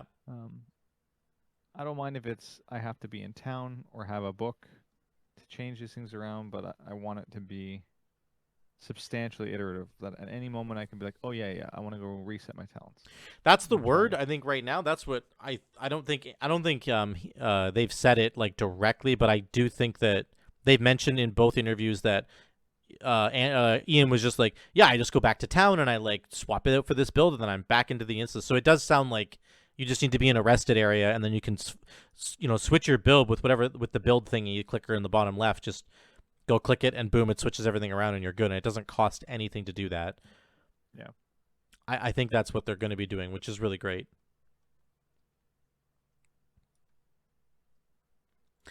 I'd never seen this before. The baseline, go up here.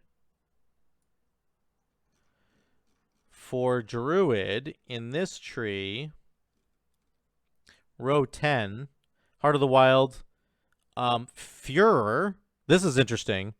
While you shift into a form you have not been in for 20 seconds, abilities cost nothing. No rage, no energy, no astral power, no mana for 4 seconds. That's this thing right here. Yeah. So, like, in Mythic Plus, High Mythic Plus, I feel like this is harder to pull off because you are running from pack to pack to pack, and staying in something for 20 seconds is a very long time. But, you know, that's a crazy amount of mana saved.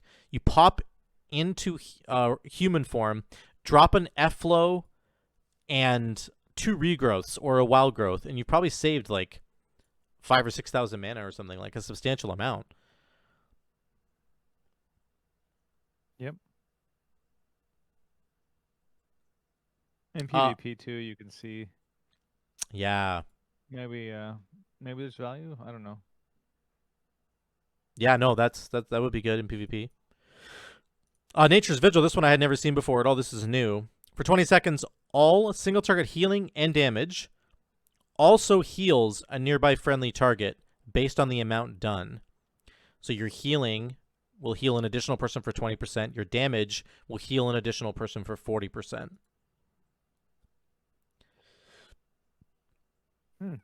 Which is interesting. Like, what's the Shaman Ancestral Guide? Exactly, yeah. Yeah, that's right. But for 20 seconds, all single target healing. So it's like you could, in a dungeon, Mythic Plus, I think, go in and swap to Boomkin or swap to Feral and then start doing single target abilities, Rip and Rake, and it's all going to heal. So it buys you time to do more damage.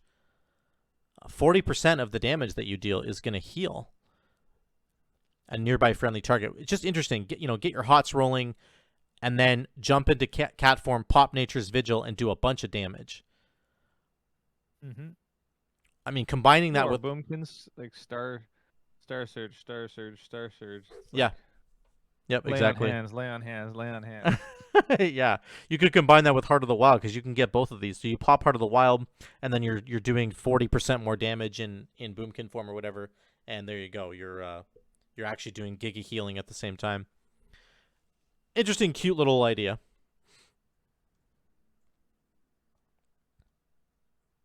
This was cool. This is right here in the middle. This is kind of based on a legendary we have right now. You get 3% of a stat based on what form you're in. So just always 3% verse in bear form, 3% haste in healing form. Yeah, that's an example for me of a bad talent. You don't like that? No. Like, the values just do not warrant the style of talent tree they're building. Like, it's not enough? Well, just think about how bad you feel losing 3% haste or 3% crit and gaining another stat, right? Right. So it's not like you retain those stats after you swap out. Yeah, it changes. I guess it just changes. I was about to make the argument that, well, it's only 3% of a stat, so you're not going to notice that much of a difference. But then that means it's bad, right? If you're not going to notice that you lost this talent that you picked, then you spent 3 points, and it's 3 points. Those 3 points also amount to rejuvenation or a kick, or right, like or wild growth, or talent choices over here on the other sides. Now it's locked. It's locking 3 talents down here, which is Improved Roar, Heart of the Wild, and a Self-Heal. Not essential talents. Those are actually could all be dropped. So, right, yeah. It's kind of actually whatever. I actually initially thought this was very bad, like you were saying, but these are probably all optional, and you could drop this and just not go into the middle at all. Like, it's okay to have 3% more of a stat. I don't mean that's bad, but yeah. Some interesting min-maxing bear stuff. For 4 seconds after shifting into bear form, your health and armor go up by 30%. That's a conduit right now. Again, like starting a pull not in bear form it's just like so risky, and you generally don't ever want to get out of bear form. This is the perennial problem with bear form, that you can't ever get out of it or you die. So like timing that perfectly with like a big pull you're about to do just seems kind of strange, but Yeah, it's another example where it needs to do a little bit more than just that. yeah. It's in row 8. It's in row 8. Yeah, true. Yeah. Yeah. And it's 2 points, isn't it? It's 2 points. Yep. Yeah, it should be 50% and 100%. Right. To make it a really worthwhile thing, yeah. Yeah, that Maybe means that's like too for the much, but you for know the what I mean? first Like, but no, that's good. For the first 4 seconds of that pull, you're like invincible. It's only 4 seconds. That's not that long. yeah. You'd have to put a little cooldown on it, but Maybe the PvP side is relevant there. Like, you can see like all the druids always just shift into bear right when they're going to get targeted. yeah, true. And they're You literally also invincible. lose that health, right? It's like people forget when you get that kind Yeah. of a roar shout from a warrior, the health percentage falls off. Yeah. You could see though on a pull, if you go over and get Ursox over here or Mass Root, you know, you run into the pull, you have 4 seconds of invulnerability, you do bear stuff, you start losing a bunch of health and you're running out of cooldowns. You drop Mass Root or Ursals and you jump away and get out of bear form. And then a second later you go back into bear form and you're invincible again. There's some interesting gameplay there for sure, but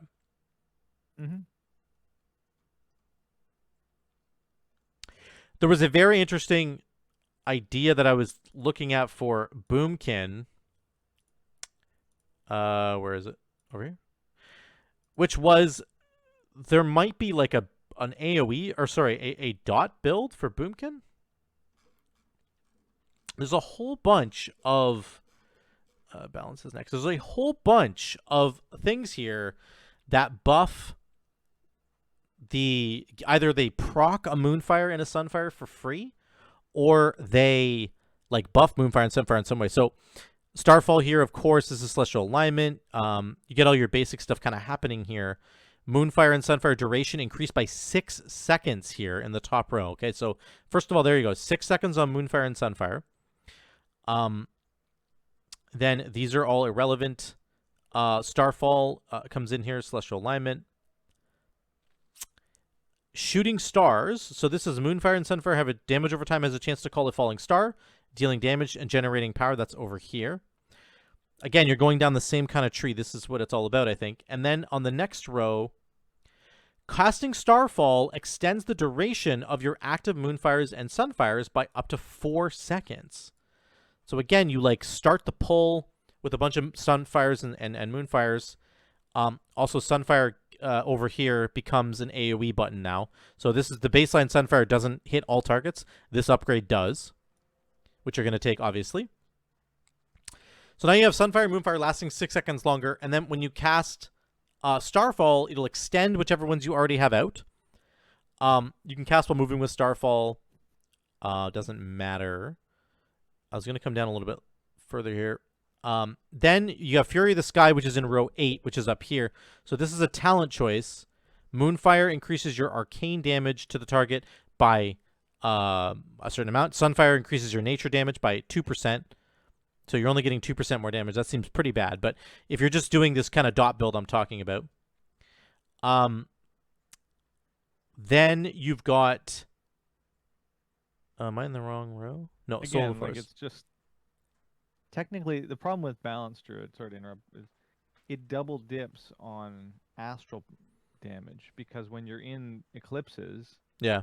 you do more, and when you're in celestial alignment, you double dip your mastery, because Star Surge counts as both. So Right. the 1-2% is technically on your burst damage or your Starfall 2-4. Right. But on paper it looks bad, right? Right. Then you can go Moonfire hits an additional target, so you get 2 Moonfires for free, or you can get the Shooting Stars thing, Falls Marvel, which is procced by Moonfire and Sunfire. Then in the cool stuff at the end here is Incarn Convoked, we don't care. Circle of Life and Death, this would be what you would take, because then your dots would be doing damage 25% faster. Then this is interesting. Syzygy Celestial Alignment now blasts all targets in front of you, between you and the selected area for astral damage and applies Moonfire and Sunfire to them. So you press Sigid, whatever. You press Celestial Alignment, which is your big button.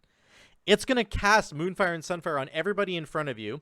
Then you hit Starfall, and that talent up here is going to extend those dots by 4 seconds. They're going to last 6 seconds longer, so they're 10 seconds longer than normal. And then they're calling down shooting stars very, very, very fast. During the first 6 seconds of every eclipse, your shooting stars fall 200. So anyway, kind of this idea of just a lot of Moonfire, Sunfire synergy stuff going on, which I thought was interesting. Yeah, I'm all for it. It needs to be more impactful. Yeah.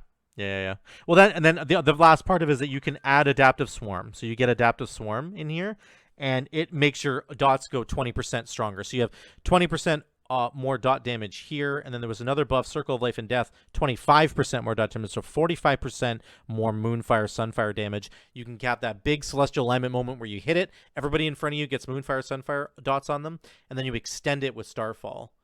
And then they're doing 45% more damage. So that's kind of the whole package that I was trying to get to there. Mm-hmm. It's interesting. Otherwise, you're looking at full moon stuff, and yeah.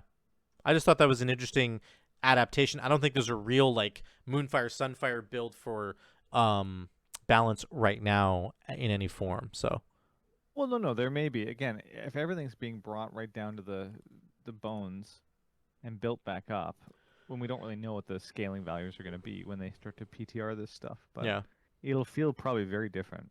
And yeah, people will be like, whoa, like, I'm not doing anything here. So maybe these kinds of builds function well. The point is, it's in the player's hands, more or less, right? And they have right, to make some substantial choices. yeah, Like you have 4 lines at the end on the balance side, yeah, and 5 on the row right above it. So yeah. there's a lot of back end choices that have to be made. There's a ton of choice at the bottom here. Like I said, Druids seem to get, like if you compare it to like Blood DK, or I guess they have 4 at the bottom. Was it Frost only has 3? Like, look at how Baron, it has 6 in the bottom 2 rows, and Balance has like 9. Yeah. Which again, I want them to be different. I want them to look different, but it's just very interesting that that's happening. Feral again, it does get a little like bit more. If you think of a wave function, you know, like you have a x and y axis, and there's like a line that squiggles across in a wave formation. Yeah. In some of the spec trees, the emphasis on choices occurs earlier in the tree, so you have to on the breadth side, it appears earlier. On right. some, the breadth shows up later. Yeah. Yeah, exactly. Yeah, I think that's all I wanted to look at tonight, but I think it's interesting your points about PvP stuff over here was actually quite interesting, that players might forego these bottom 3 buffs because they're more PvE or they're just very situational, and instead they're going to grab the sturdiness up here, the CC up here, the self-healing, whatever it is, in the middle section. I think sort of the DK trees were even better, right? Things like Sacrificial Pact and the movement for Wraithwalk and Dark Pact and all that kind of jazz. I think this is your auto attacks generate a shield. This is the Frost thing. So again, that's actually something Blood can get now, just a shield for your auto attacks. Just interesting stuff there. But on the PvP side of things, they're going to go more horizontal versus going all the way down to the bottom. Right, or I mean, it can work vice versa, but the broader point is you can imagine Arena is a good example because you have very specialized needs, kind of like Mythic Plus. But even more specialized because you're looking at a specific comp that your comp wants to counter. And right. Every single spec now has, like, as a choice, all of their major class tools and all of the talent tools that we're used to seeing, Yeah. plus legendary tools from this past expansion, give or take. Yeah.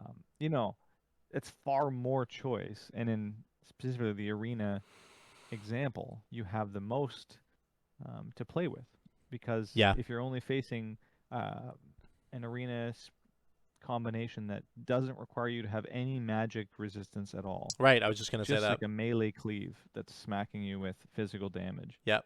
You can rearrange your tree like crazy for that. Yeah. You know what I mean? Just come over here to Frost. Just come over here to get some more fortitude stuff here to make yourself sturdier for sure. Or come over they here also and have their own PvP stuff on top, but this just makes it even better for them, I think. yeah, I think PvP is a great talking point where you're basically saying like you get so many extra little choices, which is what PvP people want, as opposed to like 7 singular choices that you get to make right now with our talent tree. And like so many of those talents, as we've discussed, are basically dead and you don't even want to use them anyway. This is right down to the nitty gritty, every little detail. You get extra stamina here if you want. If you're fighting a mage warlock comp or something, you just go right down into the and you have it all preset before you get in there, right? And just go, okay, here's my anti-caster build and I'm good to go. That's like super cool. Yeah, like think about, for example, and I don't want to spend too much extra time on this, but one of the factors about PvP that makes it so exciting is your spec can play very differently from your PvE environment. A fire mage. We've seen lots of iterations in PvP where you are casting fireball a lot to reset combustion. Right. Or you're not casting it at all. You're just casting polymorph over and over and over again until you get a good setup, and then you go to town with like your combustion and you're doing pyroblast spam, right? Yeah. Look at how, I don't know what their tree looks like, but look at how differently they would look at this tree given what they plan to press. And we were talking in the Frost DK stuff about obliterate versus howling blast builds. Yeah. What if you had a PvP environment in which you just are never going to press one or the other of those things? Like, look at how much of the tree is opened up for choices, blah, blah, blah, blah, blah.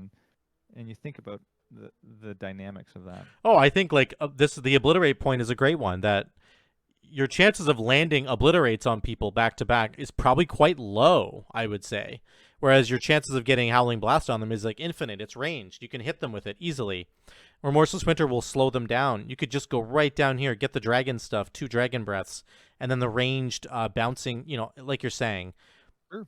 Yeah. Very easy, even though this is a core part of Frost DK right now, you just forego it entirely and instead go a completely different route. Yeah, exactly. Maybe not breath. Breath in a arena is probably troll, but yeah. No, but that's the idea is, you're paring it way back down and you're starting the player earlier on with the dynamic choices. Yeah. Like, literally, obliterate and howling blast are a choice. Right. Yeah, that's super cool. I mean, I think that so much of these things have been baked into the classes now, and like people have complained about this for a while, that they feel like I'm not playing a Death Knight anymore, I'm playing a Frost Death Knight, which is not even the same thing as an Unholy Death Knight. They're not actually the same at all, which it used to be like there was a lot more crossover. You were a Death Knight first, and then you were sort of specializing, but now it does feel like these are all their own different classes almost, whereas this sort of system pairs it back, like you're saying, a little bit to the basics of saying, I don't even have to take obliterate. I'm a Death Knight, and I have choices now, instead of being like I'm forced to be a Frost Death Knight in the exact same way every time. I can sort of prune it back and pick what I want and be whatever I need to be for whatever given moment that I'm in. Looks like my Shadow Bolt build's gonna resurface. Yeah, I can't wait for the Warlock ones. Oh man, there's gonna be some line that just goes from here straight to the bottom right, and it's just Shadow Bolt, Shadow Bolt, Shadow Bolt, Shadow Bolt, Shadow Bolt, Shadow Bolt, and you're just gonna like not even fill out the rest of the tree, just leave it empty. Oh yeah, I'll leave the points unallocated. Yeah, guys, here's a 9 talent point build for you. For all you guys who want to cast Shadow Bolt. What's he pressing? He's pressing Shadow Bolt. Oh my god. How is he doing more damage to me? I've spent 30 points. He spent 9. Yeah, I'm looking forward to that kind of stuff, especially for the casters. Yeah. Oh, well, all the DPS really, I suppose, but I think it'll be really cool once we get into the game and like actually try it out. How much are you going to feel like you're losing? Like if you make a build that's all AoE focused in a dungeon and you're basically pressing Frost Strike as your single target ability, and then you're just doing Blast and Remorseless Winter and Chill Streak and yada yada Breath, are you going to miss the fact that you don't have to press Obliterate? Is it going to feel really weird? Are you going to be missing anything? Is the damage going to be fine? You know, all that kind of stuff. Oh, I anticipate that people will feel, whoa, I've specialized very heavily here. But that's the point, is you can be broad if you want. You just can't get all the tantalizing tools at the bottom. Yeah. I mean, I actually think there's an even deeper conversation here, which is to say you get into a dungeon and you're working on with a particular comp. So Yes. you could literally take a Frost Death Knight in there and say, I'm only here for AoE, guys. It's a fort week. I'm literally just slapping AoE. I cannot help you on a single target encounter. The boss fights are going to be, they're not for me. You know, I'm going to do 3k DPS on boss fights, and somebody else is going to do 10.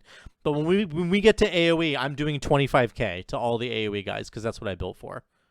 Sure, but you can also now legitimately say, okay, we're gonna try 3 Frost Death Knights. Right. And all of them are gonna take like Super Chill Streak, AoE, Frost craziness, Scythe. Yeah. and we're just gonna pull everything onto the boss. Right. True. Actually, And yeah. then the Chill Streak will just bounce to the boss. Oh, right. Wow, and like with this friggin' talent, they'll just never stop bouncing. Imagine that. Yeah. That's the druid one, but Whereas yeah. now it's kind of like, okay, Survival Hunter is busted, AoE, Destro Lock is busted in AoE, and now Windwalker Monk is busted in AoE. Yeah. So we'll Yep. just do that strategy, but those are the only specs that can do that, and therefore that's what we're gonna bring. Yeah, 100%. Yeah. I think this opens the way for the ability for every class to maybe see representation in a Mythic Plus environment. Like, this is it, you know? I think that Frost DK was probably actually one of the better examples already, but let's take Enhancement Shaman, for example. I don't know what they're going to do with Enhancement Shaman, but maybe they'll actually give us some real AoE potential buffs here, you know, where we could say, hey, it's Fortified Week, and I'm not losing something by bringing an Enhancement Shaman to my group. It's going to be okay. Maybe he won't be as strong as a Destro Lock or something on a Fortified Week, but he's not like miserable because he's got the ability to do some extra AoE based on however he spec'd himself on the tree. Yeah, I mean, there's certainly going to be a meta that develops, but what this mitigates against is a lack of tools entirely for all the other specs, because they have only 6 rows of talents to really Right. modify their kind of legendaries and their tier pieces. Yeah. Like, you can only do so much. There's really only there's an entire talent tree or talent row for movement for every class. Right. And there's that's like true. one AoE, like literally one AoE talent row for most classes. Yeah, That's it. There's literally one one. out of 3 choices. So true. So at least I'm expecting most DPS classes will be divided under these circumstances, buffing the single target elements, buffing the AoE elements, and that's enough because people can min and max. They can figure out a couple combinations they like, Yeah. and then you can build comps that allow people to kind of play the class they want while still fulfilling a bit of a role. Absolutely. Yeah. Yeah, I think it'll be exciting. I'm glad they're also adding in, you know, PvP stuff over here like Chill Streak and BFA stuff and it's just good to see that you can also grab 2 talents at once that used to be in the same row. You know, Breath plus one of these Ice Cap or whatever one's over here. I mean, that's the stuff that is actually so exciting to me because we've been locked into this thing for so long that you just want to get away from it if you can, and this is the way to do that. So this Chill Streak thing though is completely busted. Like, what on earth is this? Yeah, I think it's also just refreshing that it's being changed. We've had this talent set up for a long time. Change it.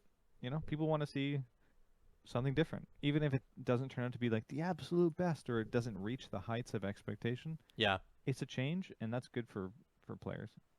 Yeah. Yeah, it's looking good. It's looking good. This is good. I'm hoping, you know, they with their announcement, they sort of said here their philosophy. Obviously, they're trying to get these out early, which makes me think that the other ones, you know, aren't anywhere near as fleshed out as these ones are. which is why they didn't release all of them as you were hoping they would at the beginning.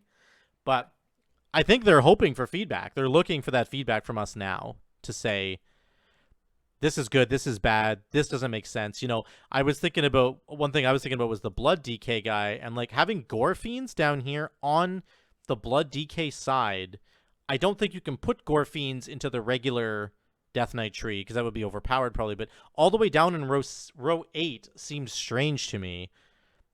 And it's blocking like vampiric blood stuff. That seemed like a bad place for that to go. I don't know if you have any thoughts on that, but Yeah, I'm not totally sure. Again, once I think my feeling for it will be better when I can toggle and like really go hard and see where the points add up. And I mean, we could, I guess, kind of mess with it now, sort of, but in practice, it's hard to see what am I going to lose. yeah. If I take Gorfins, right? I mean, Gore Fiends is like always good, but essentially it's blocking some vampiric blood buffs that are AoE focused, I think. So that's actually okay. I was thinking like if it was blocking some single target stuff for raid, then you'd be annoyed to have to take Gore Fiends in a raid because it probably has no application. But it's blocking Red Thirst, which is obviously a talent, a very good talent. And then which is this here. And then this final one is new. While Vampiric Blood is active, you store a portion of your Death Strike healing. When Vamp Blood expires, you splatter all nearby enemies, dealing 100% of the stored healing as shadow damage. Right. So that's an AoE. Those are both AoE things, so that's actually maybe fine. But Gore Fiends is also, I guess it's not blocking Purgatory. You could take Dancing Room Weapon, so maybe that's actually neither here nor there. Bone Storm felt out of place there. I don't really know what to say about that, but down here? Yeah. It's also like an AoE button that takes the place of Death Strikes. Right. I think it falls in line with like all the Marrowren stuff on the left side, but yeah. I think we're just bone themed. It's just bone themed over here, yeah. This is like Heartstrike in the middle. This is kind of Death and Decay stuff here. This is your Rune Tap and weird nonsense going on over here. But it's cool. They're adding new stuff as well. They're definitely experimenting. This is kind of nuts here. This summons an additional Dancing Rune Weapon, and each rune spent increases the duration by 0.5 seconds. So yeah, that's the legendary effect. Yeah, I think it's parsed down a little bit. That's not, isn't the legendary effect we have right now a little bit better than that, or no? Maybe. But... set it to a T, but that's pretty wild. Like 2 Dancing Rune Weapons, and then you just increase the duration. I think the trees need some other piece to it. I know that sounds strange to say. I'm not sure what it is yet, but like something out here, like yeah, I don't know what it is. Yeah, so I won't speak to it beyond that. Just there's something like you really are paring back the specs right down to the ground, and then saying we start choice at this stage. Right. So we are like 3 floors underwater compared to the base people receive now of all the abilities, all the spec stuff, and then like 7 choices. Yeah. Yeah, I think the direction here is good in terms of having more choices, like 61 choices versus 7. That's certainly a better idea. I do think that there's some nitty-gritty things I have about each of these trees. Like I think this is in a weird spot, and and then you're saying you think that there maybe it's just missing like some sort of big like punches, like a big epic sort of ability, or like something like that. Well, I mean, imagine this. Like, imagine the borrow power in the game is a socket, a talent tree socket, and you can socket it anywhere on the horizontal or the vertical lines, and it's a bar that goes across and enables everything in that row. Oh wow, that would be like 1 point into everything in that row. Sure, you know what I mean. I don't know, but yeah, something that like wouldn't everybody just put it in the bottom row and get all of the big ones at the end? Maybe you limit it or something, but that's an interesting idea. I mean, it's a dumb idea. I was trying to put into words something that I'm expressing about the feeling of this tree. No, I think it's interesting. I was going to take the gem idea a little different direction and say you can put a socket somewhere in the gaps of the tree, and then it links like all nearby nodes, and you can travel through this socketed thing, and then you can sort of make connections that weren't possible before. So you could skip stuff that and then save yourself some points. Mm-hmm. So have one right here in the middle, and you could literally go from Heartstrike to Vamp Blood and skip all these ones on the left and right if you wanted to, or whatever, mix and match. Yeah. Obviously, I think the system is just excellent as a beginning point. Yeah. That would be we'll interesting. That would be interesting as a borrowed powered idea, though. Sorry to cut you up, but that would be an interesting. Like, you're not borrowing power in the sense that you're getting a whole new like ability or system. You're just modifying what's here, which is kind of cool. Yeah. They need to make the game so that there are tier sets for, I guess, PvE, and that's it. Because the PvPers have a PvP talent tree. They're happy. True. Well, they're never happy, but yes. They're unhappy. Yeah. There are going to be tier sets apparently on top of this, so that'll be interesting to see too, right? Like, maybe they can make those kinds of like fiddling around. This actually sounds really lame now that I've thought about it, but something like a tier set just gives you one of these epic abilities at the bottom, so you don't have to spend all the points getting to it. But that actually sounds kind of lame. Hopefully the tier sets are something like they actually have been more recently, which I enjoy the tier sets as they are right now. But this is a good start. Anything they do with tier sets is fine, but that's got to be the borrow power, and that's got to be it. Right. For the whole expansion. Yeah.